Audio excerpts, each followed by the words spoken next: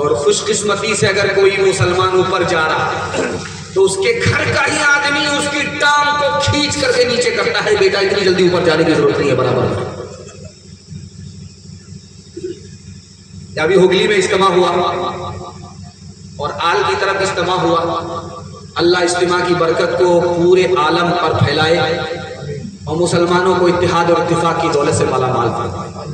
تو رمضان کا مہینہ آ رہا ہے، جماعت نکلتی ہے، امیر صاحب لے کر کے نکلتے ہیں اور اس خیال سے نکلتے ہیں کہ بھائی رمضان میں نکلو گے اللہ کے راستے میں تو ایک نیکی کا اجر 70 نیکی، 70 نیکی سے 700 گنا اتنا اجر ملے گا، یہ رمضان کے بعد نہیں ملے گا۔ تو لوگ چلے میں نکلتے ہیں، 4 مہینے میں نکلتے ہیں، اور چلے میں تو عام طور پر جماعت نکلتی ہے۔ جماعت آئی مسجد میں تو کمیٹی کے لوگوں نے کہا کہ اچھا آپ لوگ جماعت والے ہیں، مسجد میں آنا چاہتے ہیں۔ مسجد میں داخل ہونے سے پہلے آپ کو ایک مسئلہ بتانا پڑے گا کہ تراویح 8 رکعت ہے کہ تراویح 20 رکعت ہے۔ اب امیر صاحب کا دماغ گھوم گیا، اب بولے تو کیا بولے؟ اگر 8 بولتے ہیں 20 والے ہیں تب بھی خیر نہیں، 20 بولتے ہیں 8 والے ہیں تب بھی خیر نہیں۔ تو امیر صاحب نے خدا کی طرف رجوع کر کے جواب جو دیا، کیا جواب تھا؟ کہ کمیٹی والے لاجواب، وہ جواب سناتا ہوں اور آنکھ سے پٹی ہٹا رہا ہوں، دعا کرتا ہوں اللہ مسلمانوں کے گھروں میں رگڑے جھگڑے کو سب کو نکال کر کے اتحاد اور اتفاق کی دولت سے مسلمانوں کو مالا مال فرمائے۔ امیر صاحب نے کہا کہ دیکھیے صاحب، جو لوگ 7 رکعت 8 رکعت تراویح پڑھتے ہیں وہ بہت کم پڑھتے ہیں مگر پڑھتے ہیں، جو لوگ 20 رکعت پڑھتے ہیں وہ بہت زیادہ پڑھتے ہیں مگر پڑھتے ہیں۔ ہم جو جماعت لے کر کے آئے ہیں ان دونوں کے لیے نہیں آئے، ان لوگ دونوں تراویح پڑھتے ہیں، چاہے کم پڑھیں چاہے زیادہ پڑھیں، ہم تو ان کو ڈھونڈنے کے لیے آئے ہیں جو یہ بھی نہیں پڑھتے وہ بھی نہیں۔ ایسے کچھ لوگ عبادت کا پتہ دیتے ہیں، جیسے ہر کات کو پنچھی کو سزا دیتے ہیں، جیسے ہر کات کو، جیسے ہر کات کو پنچھی کو سزا دیتے ہیں، جیسے ہر کات کو فصل حد سے بھی زیادہ نہیں ہوتے، لیکن فصل حد سے بھی زیادہ نہیں ہوتے، اختلافات کو کچھ لوگ ہوا دیتے ہیں، اختلافات کو کچھ لوگ ہوا دیتے ہیں، اختلافات کو۔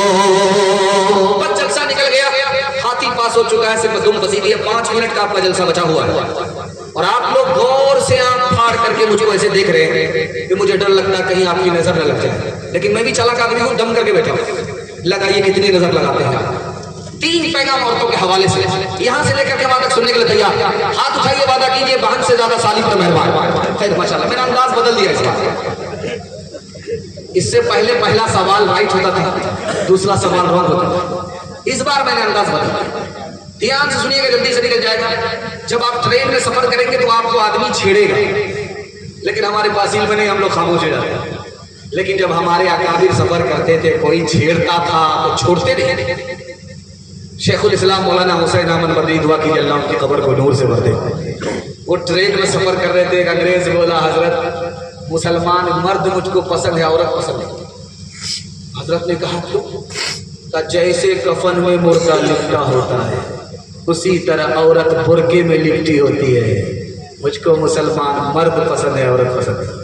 حضرت نے کوئی جواب نہیں دیا، جیب سے نیمبو نکالا، جیب سے چاقو نکالا، نیمبو کو کاٹ کر کے رس گار کر کے شربت بنایا۔ جب پینے لگے تو اس انگریز سے کہا میں تو اپنا شربت پی رہا ہوں، آپ کے منہ میں جو تھوک آیا وہ شربت آپ پی رہے۔ انگریز بولا حضرت آپ بالکل تجربے کی بات کریں، جب کوئی نیمبو کاٹتا ہے اور دیکھنے والا دیکھتا ہے تو اس کے منہ میں پانی آتا ہے۔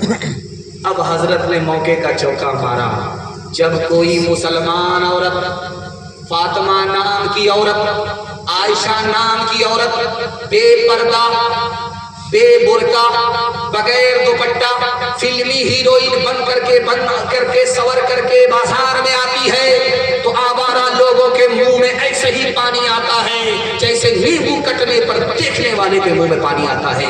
इसलिए हम अपनी औरत को पर्दे में रखते हैं, बुर्के में। आपकी मस्जिद में ताबूत होगा, पहले वो लकड़ी का ताबूत चल रहा था, इतना भारी होता था आदमी कर जाता, उसको हटाया गया। उसके बाद जो ताबूत आया वो स्टील वाला ताबूत है, वो थोड़ा हल्का होता है, लेकिन उसमें एक परेशानी है, जब मुर्दे को उतार करके दफन कर देते हैं तो 4 आदमी को फिर भी टान करके उसको लाना पड़ता है उस ताबूत को। अब एक ताबूत आया है, स्टैंड अप ताबूत है, वो रबड़ वाला ताबूत है, वो आपको अगर उड़ीसा में नहीं मिलता तो आपको दिल्ली में जरूर मिलेगा। अगर आप ला नहीं सकते तो ऑर्डर से जरूर ला सकते हैं। उस ताबूत को लाने का फायदा क्या होता है कि आप लेकर के जाइए कंधे पर मुर्दे को, बिल्कुल हल्का होगा, और वहां से जब आप वापिस उस ताबूत को लेकर के आइएगा तो 4 आदमी को टान करके लाने की जरूरत नहीं, उसको हाथ से ही तोड़ करके आदमी हाथ में लेकर के आएगा। मुझे दिखाना यह है कि उस ताबूत पर जब जनाजा उठता है तो जो मर्द का जनाजा होता है वो बिल्कुल खुला हुआ होता, ऊपर से कुछ भी नहीं, लोग उठाते हैं खुले आसमान में, उसको उठाते ला करके दफन कर देते हैं। लेकिन जब उस ताबूत को उठाते हैं और उसमें जनाजा औरत का होता है तो देखेंगे उस पर कपड़े का पर्दा लगा दिया जाता है, डोरी लगा दी जाती है, छतरी लगा दी जाती है, अंदर का जो जनाजा है, मुर्दा है, वो नजर नहीं आता, ऊपर से कपड़ा डाल दिया जाता है। ये किसकी सुन्नत है? बस ये दिखाने के लिए जा रहा हूँ। अल्लाह आपके इल्म में इजाफा फरमाए, मेरे मुताला को ताज़ा फरमाए। पैगाम को खत्म कर रहा हूँ, कबूलियत की घड़ी है, दुआ करता हूँ अल्लाह हमारी माँ और बहनों की आबरू और ईमान की कदम कदम पर हिफाजत फरमाए। ये फातिमा रज़ी अल्लाह अन्हा की सुन्नत है।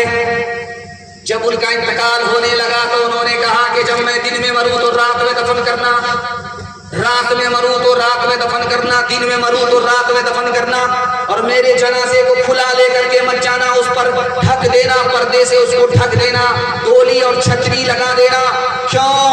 इसलिए कि जीते जी आज तक किसी मर्द ने मुझे देख करके ये अंदाजा नहीं किया कि मैं लंबी थी या नाटी थी, दुबली थी या पतली थी। मैं चाहती हूँ कि जब मैं मर जाऊं, मेरा जनाजा उठे तो जनाजा पढ़ने वाले को भी अंदाजा ना हो कि मैं लंबी थी या नाटी थी, दुबली थी या पतली थी।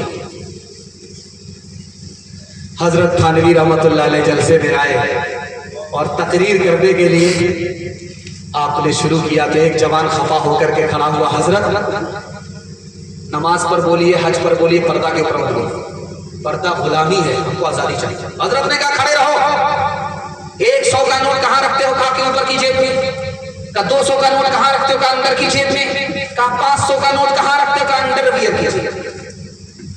कहो बेखबर, दौलत की हिफाजत करते हो, औरत की हिफाजत नहीं करते। याद रखो, दौलत जाएगी वापिस आएगी, औरत अगर एक बार जाएगी, आबरू अगर औरत की एक बार जाएगी कभी वापिस नहीं। वो हया की खूबसूरत एक परी है फातिमा, इसलिए तो शब को दफना गई है फातिमा। मोमिनों से हक ताला हश्र में फरमाएगा, मोमिनों से हक ताला हश्र में फरमाएगा। अपनी नजरों को झुका लो, अपनी नजरों को झुका लो, आ रही है फातिमा। माइक वाले का माइक इतना अच्छा है, मैं दुआ देता हूँ अल्लाह इनकी दूसरी शादी का इंतजाम फरमाए, जो कसर इनकी बाकी रह गई है वो दूसरी बीवी से पूरी हो जाए। आखिरी पैगाम सुना करके सहमत तमाम। अभी आपने सोशल मीडिया पर सुना था, देखा था कि हैदराबाद से पूरा खानदान गया उम्रा करने के लिए। आपने देखा, खानदान गया पूरा का पूरा उम्रा करने के लिए गया। जब मक्का से वो मदीना जा रहा था, बस में बैठ करके पूरा खानदान था, एक ही फैमिली के लोग इतनी बड़ी तादाद में बस में थे, जा रहे थे।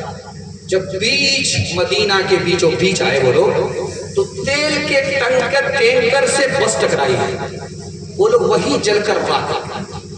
لوگ کہتے ہیں بڑے بدنصیب تھے واپس نہیں آئے. میں کہتا ہوں بڑے خوش نصیب تھے. پیدا تو حیدرآباد میں ہوئے, دفن ہونا جنت البقیع میں مقدر ہو گیا. سبحان. کھائی سے بس گر گئی, لوگ اس بس کو نکال لیتے, زندہ لوگوں کو نکال لیتے. کسی کا ہاتھ ٹوٹا, کسی کا پاؤں ٹوٹا, لوگ نکال لیتے. خاموش مایوس سب لوگ بیٹھے. ایک عورت کو جو نکالا جا رہا تھا تو وہ چلا رہی تھی, آسمان کو سر پر اٹھا کر. تو لوگوں نے کہا تمہارا کیا نقصان ہے؟ کہا میری انگلی کٹی گئی. کہا ہاتھ ٹوٹ گیا, پاؤں ٹوٹ گئے. مایوس خاموش سب لوگ بیٹھے. تمہاری ایک انگلی کیا کٹی کہ تم نے آسمان پر سر کو اٹھا لیا؟ کہہ رہے یہ تو پوچھو کون سی انگلی کٹی ہے. وہ انگلی کٹی ہے جس سے شوہر کو نچایا کرتا. میرا بھاری نقصان. اللہ آپ کے علم میں اضافہ فرمائے, میرے مطالعہ کو تازہ فرمائے. آج دنیا یہ جانتی ہے کہ مرد اور عورت کو عورت جنم دیتی ہے, لیکن اللہ آپ کے علم میں اضافہ فرمائے دنیا کی سب سے پہلی عورت کو مرد نے جنم دیا.